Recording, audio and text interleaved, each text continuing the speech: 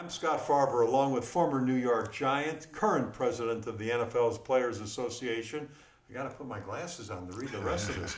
Host of the Extra Point, our online TV show seen on this network, co-host of this podcast, and honored by the city of Memphis as a living legend. He's Larry Mallory. Thank you. Most important, living. That's right. That's right. You're not kidding. We were talking about that before we started taping. That's right. As we walk in through the doors with aches and pains. Well, speaking of aches and pains, 33 years ago yesterday, we tape on Monday, and then people start seeing this on Thursday. But it was 33 years ago yesterday, looking at the date, which was the 18th of November.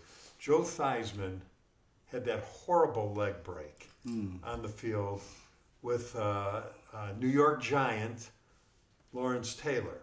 Yeah. And that was, Lawrence Taylor is arguably the greatest defensive player, or one of the most vicious defensive players, whatever you want to say about him. But yet I felt he was so humanized in that moment, because I'll never forget his reaction. Yeah. Like any of us would have reacted, and I go, wow, this guy is a human. Yeah. But the reason I even bring it up, Larry, is that yesterday, 33 years later to the day, the Washington Redskins quarterback, Alex Smith, had the same horrible, grotesque injury on the football field of breaking a leg in front of all of us to see that leg snap. What are your thoughts? Well, number one, in front of the guy that 33 years ago, he was in the stadium. Oh, he was? Yeah, he was in the stadium, and when it happened, he was in one of the booths, and the camera actually went to Joe, and he was saying to someone, "That happened to me," or something like that. They showed it on television. So for him to be in the stadium, see that happen to Alex Smith in the same day, that was just absolutely ironic. But do you remember Lawrence Taylor's reaction, how upset he got at that moment? And he started calling people in. You remember that? I do. I mean, you know Lawrence, don't you? I do. He was, just like you said, he was obviously one of the best linebackers, one of the best defensive players, but he's also a great teammate. Right. And he was also a good friend. If he was your friend, you had a good friend. If he wasn't your friend now, I'd want to be his friend. Right. You didn't want to not be his friend. Yeah. But he had a heart, and his objective in playing was not to hurt. It was to deliver pain, but it was not to hurt. Right. Well, that's what they all said. They just played tough, but they played clean. Yeah, they played clean. I even remember, when I watch highlights of Dick Butkus, he really hit hard too, Yeah. And but I noticed that he just on the highlights that I would see, I didn't see a lot of leading with the head. Yeah. And a lot of times, Scott, the first thing that happens to a human when they see something broken is that shock. Yeah. A bone or when your finger's jammed up. And yeah. After you get that initial shock, then you remember, oh, I'm hurting too. Yeah. Well, and it's funny because we think of these big, tough football players, and some of them see blood, they melt like a lot of us do. That's true. Yeah, but it's hard to see them in that light. But yeah, it was just a shame, but it was just so weird on the anniversary, and everything. I wondered, honestly, you know what I wondered? I wondered if there was a lady they had a little truck that took him off the field. Right. And I remember Drew Brees, when he set his record, his wife and his children were there. Right. And I didn't know if she was the head trainer, or if she was his wife. Either way, it was supportive. Yeah. But, if she was a head trainer, it's just good to see women evolving in sport.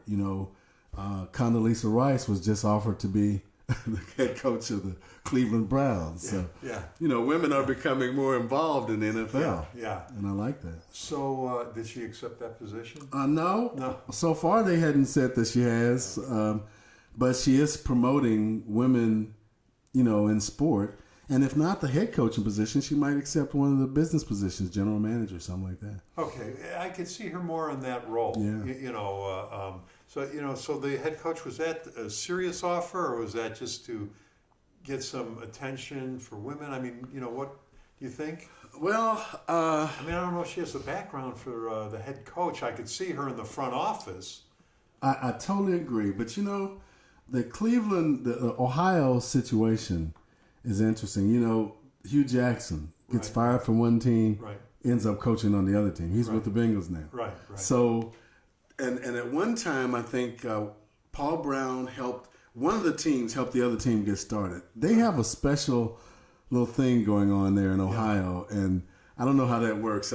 She might have the opportunity to get it in there somewhere. Now, isn't she on the committee that picks the playoffs for the college football? That's right. Yeah. So she's associated with it. Yeah. And you know, one of our good friends here in the DFW Metroplex, Jen Welter, actually was one of the first female coaches. She played for the team here, the female football team that won the world championship 4 or 5 times, and then she became the linebacker coach for the Arizona Cardinals. She's no longer with them, but she coached for about 2 years for the Cardinals. Wow. Yeah, Okay. Jen Welter. Yeah, well, that's neat. Well, you know, we talk about, the football players and the heavy hitting, and then the one thing that I've noticed, too, that goes on a lot, when a player gets injured, guys from both teams kind of rally, you said offer support, rally behind the guy, come up to him, they all kind of tap him, talk to him. Was that like that in your day when somebody on the other team got injured? Did you guys care? I mean, I know you cared, and I know probably all of them cared. Yeah. But did they stay on the sideline or did they go up to the guy? How was it back then compared to now? Because now we see them going up, walking up to them. Right. Back in our day, if I made a comparison, I would say that if there was a serious injury, all serious injuries, Right. neck, knocked out, Right. something that is no longer straight, it's Right, broken right. or crooked, everybody would acknowledge, that Right. hope. Every team, no matter what, even in the old days, every team prays. Right. Every team knows that at any second, that you could On any play. on any play at any second that you could not be here.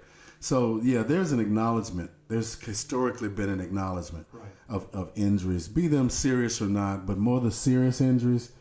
And even now, you're seeing a lot of young players, even on the serious injuries, both sides will kneel and say some prayer for that guy and his family. So, play resumes. Are the players going at it immediately full force, or do you got to kind of work your way back into it? First couple of plays a little easier, or are you going? No, you're going. Okay. You can't afford, there's a constant filming of plays, and the film is paid back to you after that game. Yeah.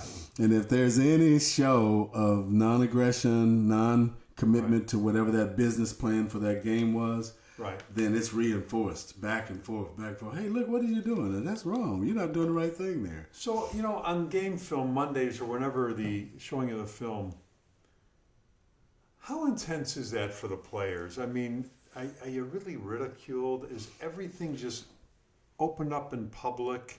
When I say in public, I mean, just to the guys in there. And how do you all react? I mean, you don't ever pick on a guy and tease him one week because the next week it could be you, I would guess. How is that? And how hard is that to sit through? And how hard is it for the coaches, who I know you're close to, for them to tear you guys apart when need be? That's a great question. It's not hard. It's developmental. Right. It's almost like business. You immediately, in business, you make a sale or you work during the month and you have to wait till the end of the month to see what your monthly sales numbers or your monthly performance was. In professional sport, you see every week what you are not doing or what you are doing.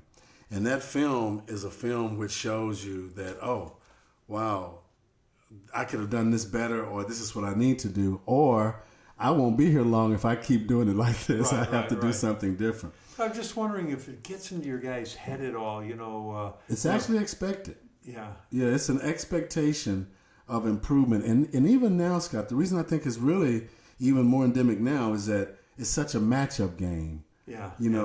It's like basketball used to be. This guy is going against this guy, so if we put him in this position, we win. Yeah. So that's where I think it's a developmental thing. And if you are that far off of what the team's direction is, you will be cut. Yeah. You will be fired. Yeah. So, you talk about the matchups. I'm seeing receivers are getting bigger every year. 6'2", 6'5", but defensive backs still seem to be 5'10", 5'11". That's right. Why aren't they getting bigger? Well, they are getting bigger, they're getting taller. Well, I mean taller. Yeah. I'm seeing, receivers, though, the height advantage is definitely for the receivers right now. Without a doubt. Without a You doubt. know, But you know, with the defensive backs, there's multiple responsibilities. You know, you got to tackle big guys. You got to run with. You got to fend off linemen.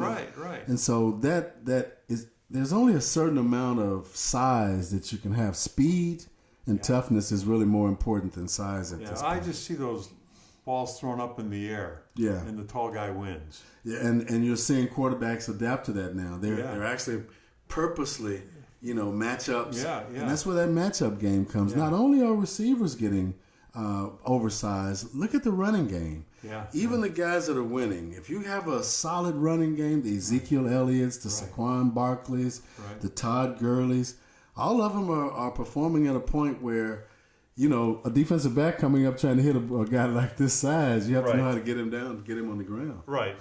Well, we tape on Monday morning, so tonight we'll know the outcome of tonight's game by the time this goes live. And it's a great game. Many call it a matchup for the Super Bowl. We got the Chiefs and the Rams. Yeah. What are your thoughts? 2 9-1 teams. It's just I'm excited about both teams. You got Patrick Mahomes, which is a Texas product, that's having a phenomenal year, and you also have you know my relationship with the McVay family. So on the Rams side, you have Jared Goff that's done well. You know, I've listened a lot to the pundits try to say, who do you think is going to win? Well, you got two teams that's 9-1. And it really is hard to say who's going to win. They both... But how important it is to their psyche. To the team psyche? Yeah, I mean, you know, if you're the losing team and come playoff time, is that, you know... Well, they're 9-1, both 9-1. Yeah. So they're going in, their psyche going in is I'm coming out 10-1. Right, Their psyche coming out. But somebody's going to lose. Somebody's going to lose, that's and right. then they might be meeting each other, you know, could only be in the Super Bowl. So how is that if you're the team that lost? You know, just like that weekly update that we talked about, looking at that film, these guys are at the top of the food chain right now. One loss to them is only 2 losses for the season to them. Right. Everyone else that won't bother them at all. In fact, it might ignite them. They feel, when you get to, we're at the second half of the season now. And so they've gotten through the first half comfortably. Not a lot of injuries, you know, not a lot of problems on the team. This second half, they look to coast into the playoffs and they're now, right now, getting ready for the playoffs. All right, so now on the other side of that coin, the Lions beat the Panthers yesterday by a point. So I look at it and go, so are the expectations for the Panthers lessened now? Because we're in the second half and games are important, and not each game is, you know, life-threatening. But does that do anything to you when you're in the playoffs to go, man, we lost to a team well under 500? Or do you not think of it anymore at all? No, one of the good things about that weekly film challenge, developmental challenge, getting pressed down by your coaches, is that if you can't put that behind you and get ready for the next week, you have a problem. You won't be there long. Okay, so now, do the Titans have a problem? They just completely dominated New England. They have a now a week later, they lose. They have a big problem. Not because of just one person, but because that one person has had such an impact on the team, and that's Mariota. Right. You know, he got injured again. Right. I'm not sure about I think, is Blake Bortles his backup? No, Bortles is on Jaguars. on your that's right. favorite team. That's right. Well, whoever that backup is, he didn't come in, and I don't think obviously he's not going to be a Mariota. Right. And so I think that's where the impact on that team will be, you know, having that quarterback, which was playing very, very well. Right. Now, are the Colts getting better? They're up to 5-5 now, and Luck seems to be having a pretty good year. He does. He seems like he's come off that injury very confidently. T.Y. Hilton, I think, was his receiver that had a terrific game the other day. I think he's really headed in a good direction. He's confident, and he doesn't feel as if, it's almost like he doesn't have that injury in his head. He's the same kind of a strong arm quarterback as a Patrick Mahomes, as the guy at Green Bay. You know, Rodgers, they have good strong arms. As the guy with the Bears. Yeah. It's about time you mentioned the Bears. We've been doing this show already about 20 minutes, and you haven't said the Bears once. One of the things that I just recognized so strongly about the Bears was the arm strength of Trubisky. He's a great runner. Didn't know that. Yeah. I mean, he is just coming around. I'm looking at that game, looking at Trubisky and thinking about you. Isn't that something? Well, let me tell you something. And I wanted to talk to you about this, a little bit later, but I'm going to bring it up now. I kind of chuckle in a way, not that there's anything wrong with it, but the announcers still talk about the Bears like they haven't arrived yet. It's still, well, we'll have to wait and see. And I'm going, but wait a minute, it's a new coaching staff, it's all new players, and this Trubisky's already been the player of the week twice this year. That's right. How much more do they have to prove to get acceptance? But that's okay because the announcers were still talking, and I'm not worried about the announcers, what they think, but they're still talking about how we don't know about the Bears yet. But it reminded me when the Bears played the Cowboys, the year the Bears cleaned up and then won the Super Bowl. They came into Dallas, and I was at that game. I was the Bear fan. Right. The only Bear. Yeah, not hardly. But anyway, I was at that game, and the Bears won that game 44-0. Really? Do you want to see the video of it? What do you mean, really? That's a good number. I mean, this is a home game for the Cowboys. Yeah, the beat them Bears won 44? 44-0. Wow. And that was the year, the Bears were undefeated. I don't remember where they were in the season. They might have been 8-0 or 9-0. The Cowboys had lost one game to that point and were the favorites. And John Madden and Pat Summerall were talking about how great the Cowboys are, and talking about we're going to learn something about these upstart Bears. They weren't getting the credit back then either, like I see the Bears today not getting. But in that game, as the game slowly wore on, and it was obvious the Bears were dominating this, and it was becoming this terrible rout. Both John Madden and Pat Summerall, I remember how they switched over from the upstart Bears to we're seeing one of the greatest teams I've ever seen. I mean, it was really interesting seeing Madden. Now, of course, you're going to say, how do I know this? Because you were at the game. Well, I taped it and I watched it 800 times. Right. So it was just interesting, again, and not only because it's the Bears, but I wonder, the announcers do that all the time when the team... Okay, the Bears have been terrible the last decade, but they've arrived, I think. Well, the Bears set a high bar for themselves. Sure. Yeah, they're one of the original teams. They're a respected team. They're, when you think about the Bears, all you think about is pain. Right. You know what I mean? Right. Going to Chicago in the cold weather. Speaking from experience, I'm telling you, that's what you think about. Right. And so I think that now. I think that one of the best things that could have happened to Trubisky is Khalil Mack. I think one of the best things that could happen to Khalil Mack was Trubisky. Right. I think that, he's coming around. He was only a 1-year starter in college.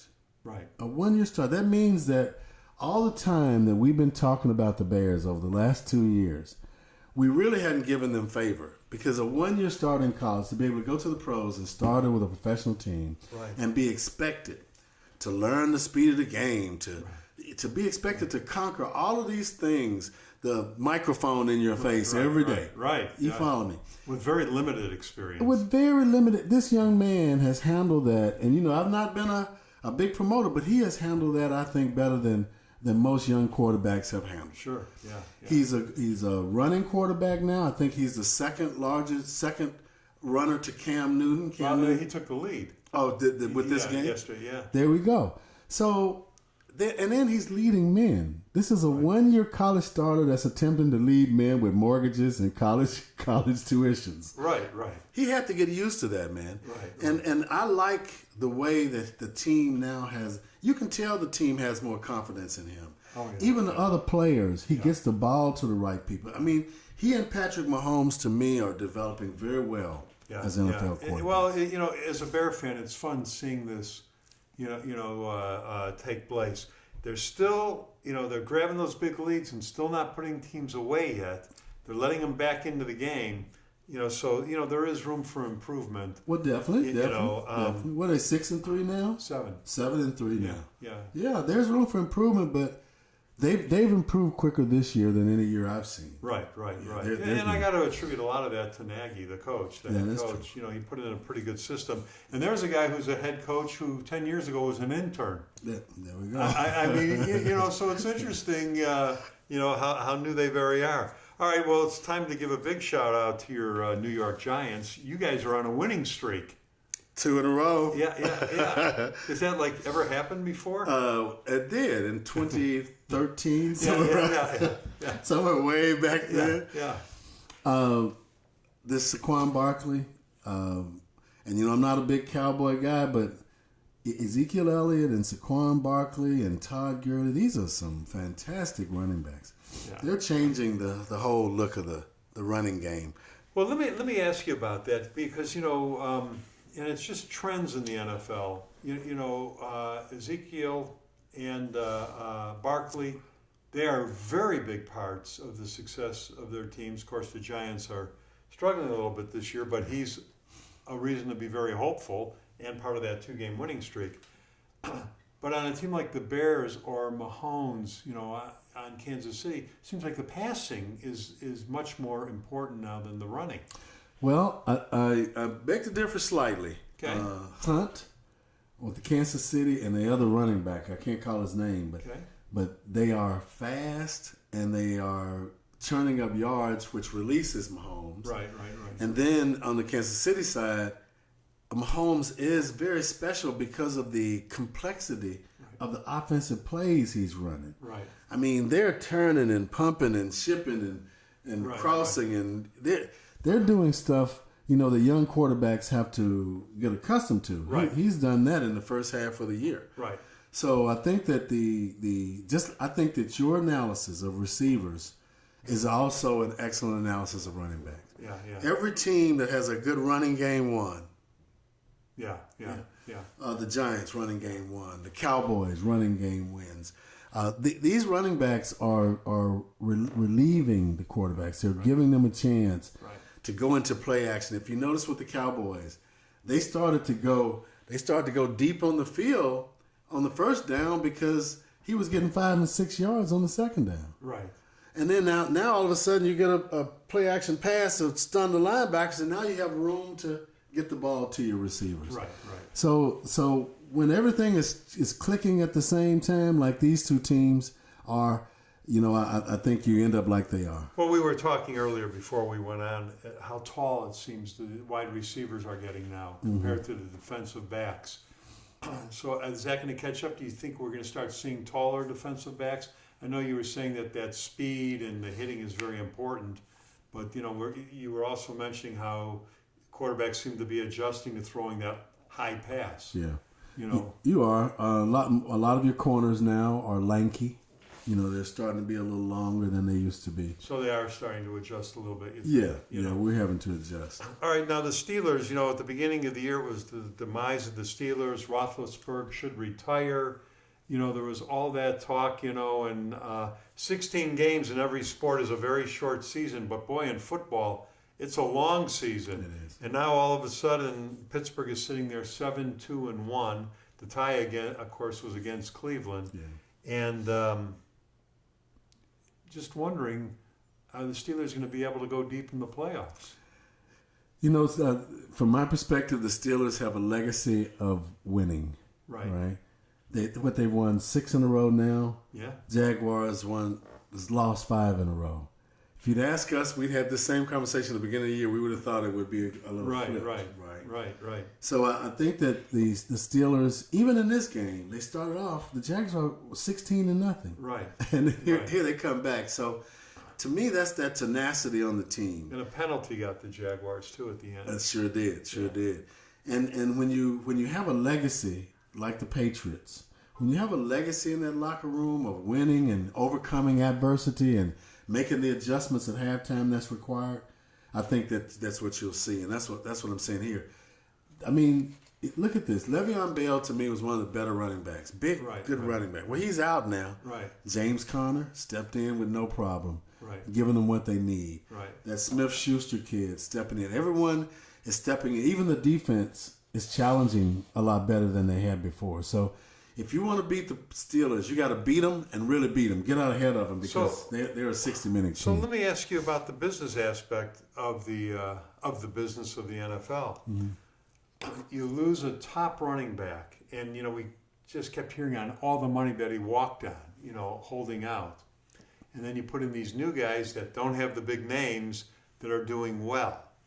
Does that make teams sit back and take a little pause before they sign these, better known quality players to those massive contracts? And they go, like you always say, the Greyhound bus is coming in with the next load.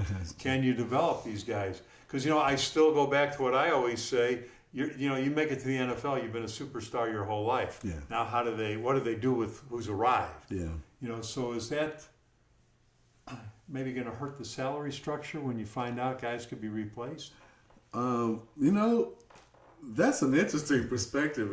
And as I look at teams, that guys can be replaced. We say they're like Greyhound buses. One leaves, another one's coming. But if you look at teams like the Patriots and the Steelers and the Cowboys, they like to develop their own personnel. Right. There's been multiple people in multiple positions with the Patriots. But if a team has almost like a booklet, this is how my team runs. You don't run it.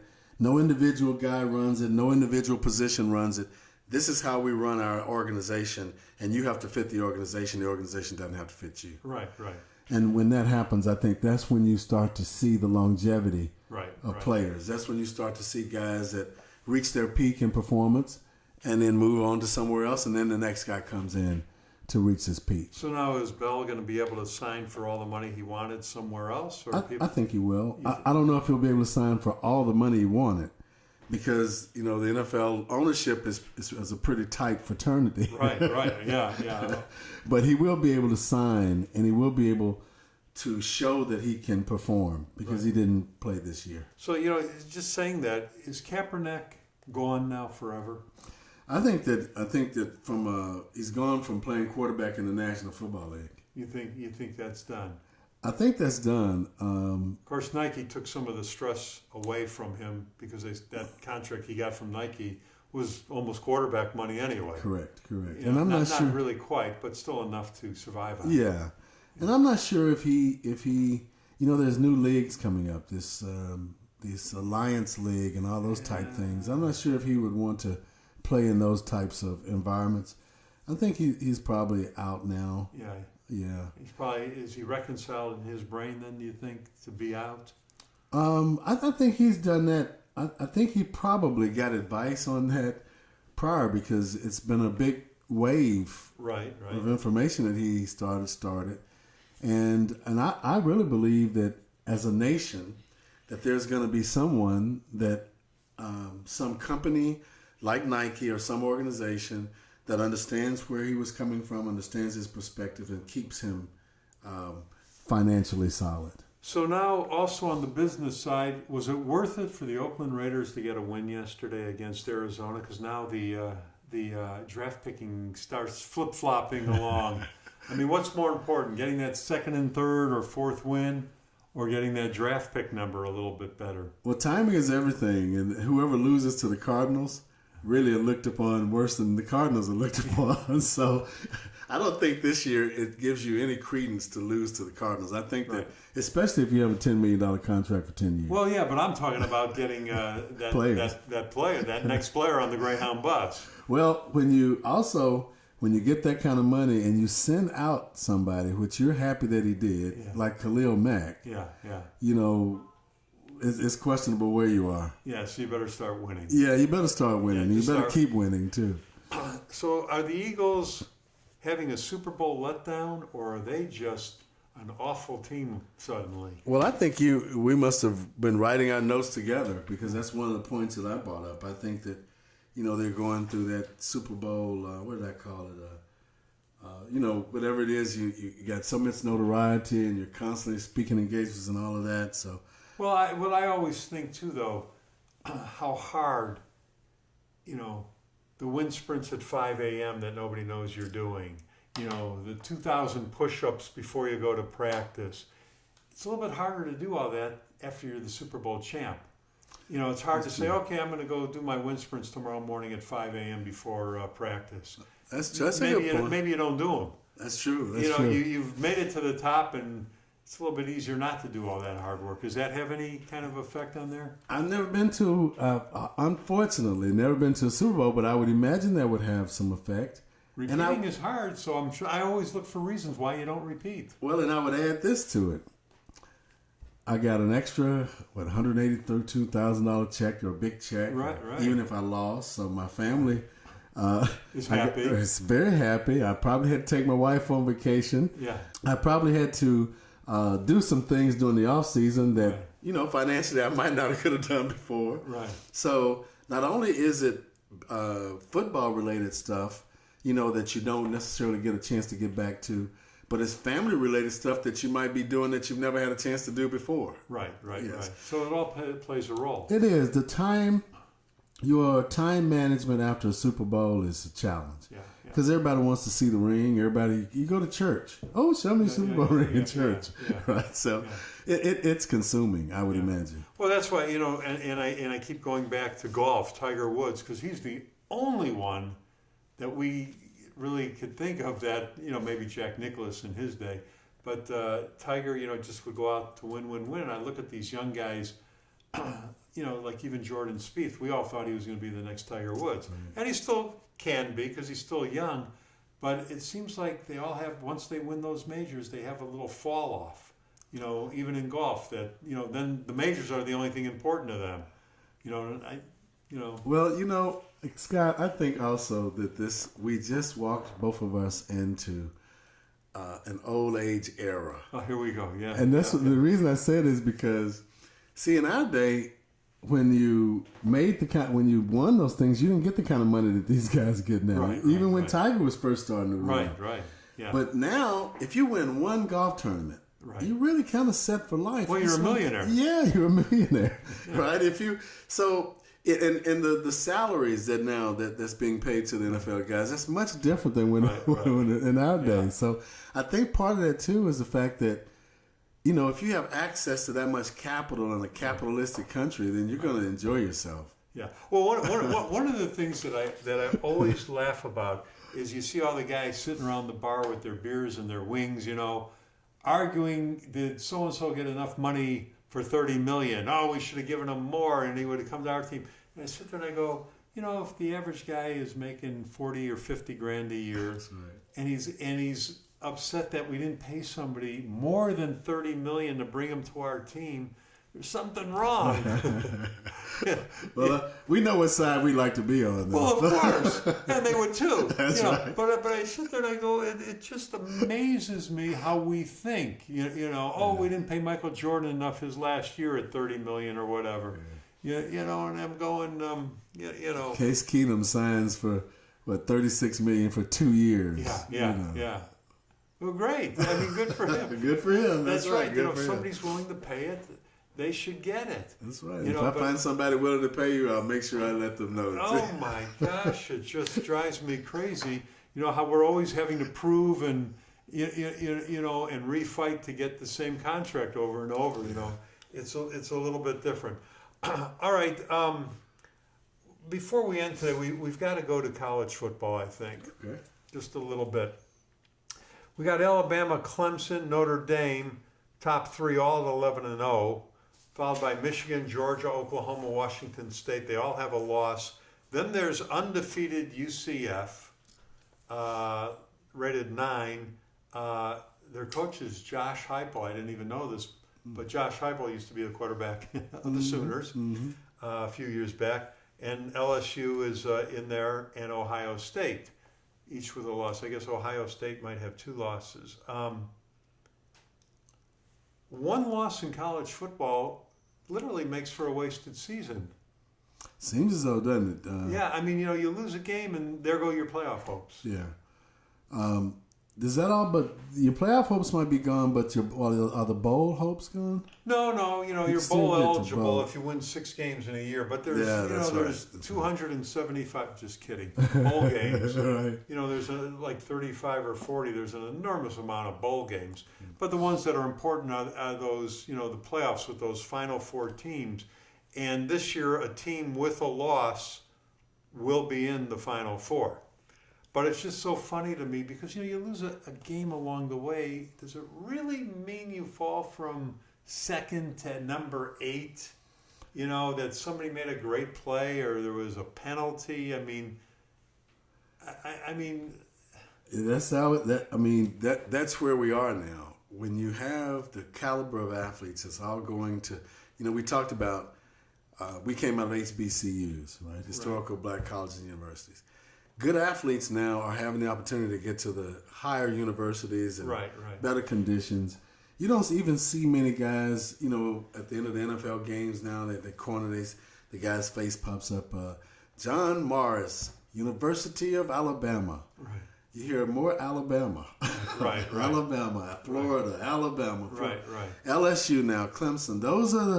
These teams Are going to get the top player. are attracting the top players. Yeah. And therefore, a one loss now is a representation of how you recruited. Right. That's how tight it is. Yeah. And that's where, colleges like Alabama and Florida and those colleges have pushed it.